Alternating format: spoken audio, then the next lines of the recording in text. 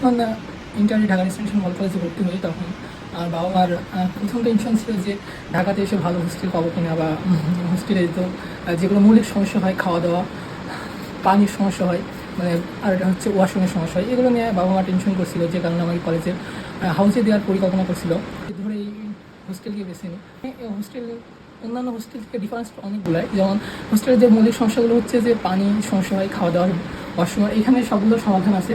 যেমন খাওয়া দাওয়া যদি হয়, যে তরকারিটা রান্না হয় তার পছন্দ না হলে তার বিকল্প হিসেবে তার যেটা পছন্দের খাবার, ডিম ভাজি, এগুলো তাকে করে দেওয়া হয়। এখানে 2টা ফ্রিজ আছে, যে কারণে আমরা আমাদের পছন্দের খাবার বাসা থেকে রান্না করে এনে এখানে গরম করে খেতে পারি। এছাড়াও বার্থডে বা কারো কোনো স্পেশাল ডেতে আমরা ফ্রেন্ডরা মিলে টাকা উঠাইয়া রান্না করাই নিতে পারি, এর জন্য আলাদা কোনো পেমেন্ট দেওয়া লাগে না। ওয়াশরুম পানি আমি 2 বছর আছি, কোনো দিন মানে যেটা হোস্টেলে পানির সমস্যা হয় জীবনে, এই 2 বছরে কখনো পানির সমস্যা হয় নাই।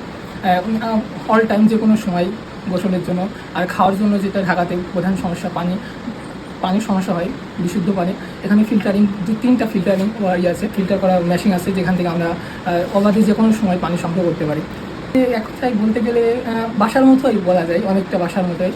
কারণ এখানে আব্বু আম্মু যে কোনো সময় যদি কোনো প্রবলেমে আমি ফেস করি, দেখা যাচ্ছে অসুস্থতা বা যে কোনো কলেজে কোনো প্রবলেম হলে আব্বু, যেহেতু আমার হোম ডিস্ট্রিক্ট চুয়াডাঙ্গা, তো ওখান থেকে এসে এখানে থাকার একটা সমস্যা হতো বাবা মার, কিন্তু এখানে সমস্যা হলে বাবা মা 2-1 রাতের জন্য থাকার এই সুবিধাটা আছে এখানে, যে কারণে হয় অন্যান্য হোস্টেল থেকে এটা ব্যতিক্রম।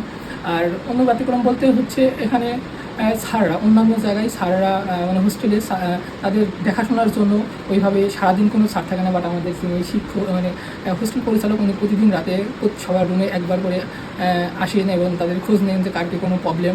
আর অন্যতম সুবিধা হচ্ছে এখানে খাওয়ার মেনুটা আমরা যদি কোনো সমস্যা হয় তাহলে সবাই মিলে মিটিংয়ে বসে খাওয়ার মেনুটা চেঞ্জ করতে পারি। আপনি এই নিজামুদ্দিন ছাত্র হোস্টেলে এসে যে প্রতিষ্ঠান থেকে যে সুবিধাগুলো মানে আশা করেছিলেন, সেই সুবিধা আপনি পেয়েছেন কিনা? হ্যাঁ, অবশ্যই এটা মানে যেটা আশা করছিলাম তার থেকে অতিরিক্ত পারছি, কারণ আমরা এলাকা থেকে অনেক ফ্রেন্ড আসছি, তারাও অন্যান্য হোস্টেলে আসছে, তাদের দেখে তারা আসলে একসময় আফসোস করে, কারণ এখানে তারা অনেকবার এখানে আসতে চেয়েছে, মানে কিন্তু এখানে প্রবলেম হচ্ছে যে কোনো হোস্টেলে উঠলে সার্ভিস চার্জ পেমেন্ট করা লাগে, সব হোস্টেলে এটা নিয়ম। এটার পেমেন্টের কারণে ওরা আসলে এক জায়গায় ভর্তি হয়ে আবার অতিরিক্ত সার্ভিস চার্জ দিয়ে অন্য জায়গায় কয়েক মাসের মধ্যে আসা একটা ফ্যামিলির ফিনান্সিয়াল ক্রাইসিস বলতে পারেন, যে কারণে ওরা আসতে চায় না। তো ওদের থেকে ওদের থেকে আলহামদুলিল্লাহ অনেক ভালো আছে। ধন্যবাদ ভাই আপনার মূল্যবান সময় দেওয়ার জন্য। Thank you.